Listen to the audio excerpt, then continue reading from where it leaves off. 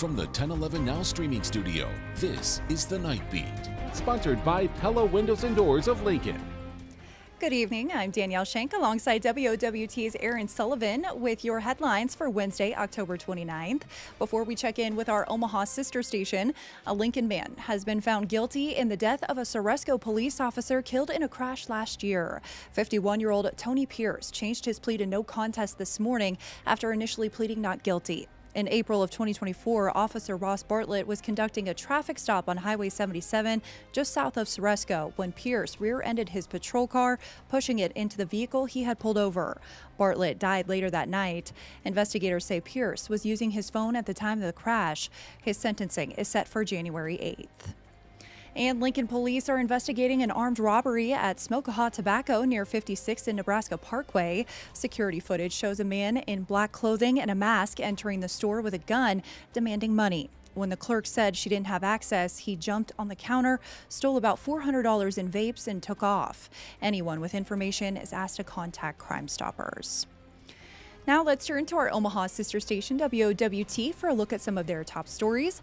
First Alert 6 anchor Aaron Sullivan joins us now with the latest. Aaron? Danielle, good evening. Omaha police confirming this afternoon that they did pull a body near the boat docks in the water of Lake Zarinsky. Now, this is a very popular recreation area in Omaha with walking trails all around it. Our crews on scene saw authorities taking pictures of a red pickup truck that was near the scene as well. We don't yet know the person's identity or the circumstances of their death. First Alert 6 will continue to stay on top of this story and bring you the latest updates as we learn them. And with Nebraska DHHS announcing a pause of SNAP benefits starting today, Omaha Mayor John Ewing is calling for action. Today, the mayor announced a citywide food drive to help those who rely on these benefits to put food on the table. The drive, dubbed Omaha Leads and Feeds, started today and will last for a week. Residents are asked to donate non-perishable food items and cash at 12 different collection sites throughout the city. The Food Bank of the Heartland will then handle the distribution of that donated food and cash. Danielle, back to you. Thank you, Aaron. Now, Omaha isn't the only city stepping up to keep their community fed. Food banks, pantries, restaurants, and nonprofits in Lincoln are doing the same.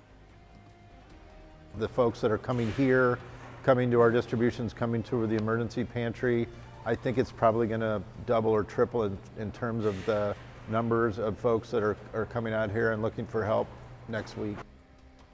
Now, nearly 42 million Americans, including 150,000 Nebraskans, are now cut off from SNAP benefits as the federal government shutdown drags on.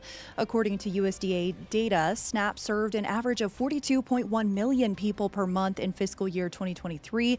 Of those households, about 79% include a child, an older adult, or a person with a disability.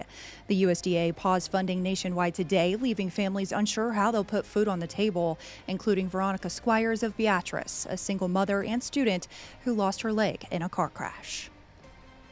SNAP is something that is a basic need for a lot of us. And I know there are some people out there that abuse the system, but if you look at the statistics, there really are not that many compared to the majority of us who really do need that. Those who use SNAP will be able to spend remaining funds on their EBT cards, but as long as the government remains shut down, no new funds will be added. Lawmakers remain deadlocked after a 13th failed vote to fund the government. Nebraska Senator Pete Ricketts continues to blame Democrats. Members of the press have said, well, why aren't you negotiating? There isn't anything to negotiate in this. There are no partisan items in the reconciliation bill. This is the same Biden budget that the Democrats agreed to 4 times already over the last 19 months. So they're complete hypocrites by not voting for it now. Democrats argue there is something to negotiate, a deal that addresses Americans' needs and the rising cost of health care as open enrollment nears. And tens of millions of Americans are going to more completely understand that their premiums, copays, and deductibles are going to skyrocket by thousands of dollars per year because of Republicans' continued refusal to extend the Affordable Care Act tax credits for working class Americans.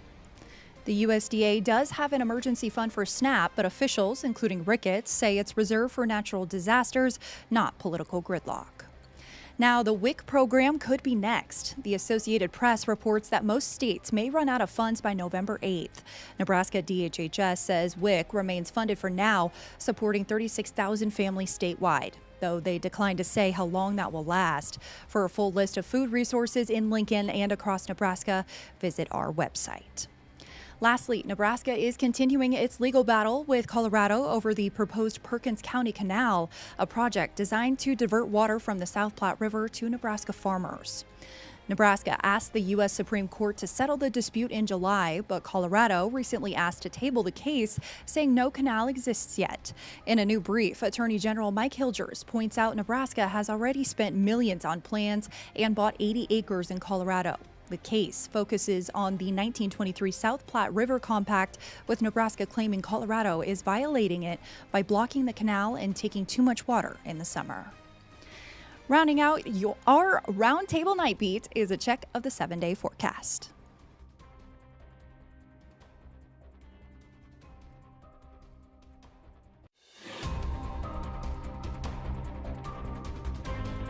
You've been listening to The Night Beat. Sponsored by Pella Windows and Doors of Lincoln.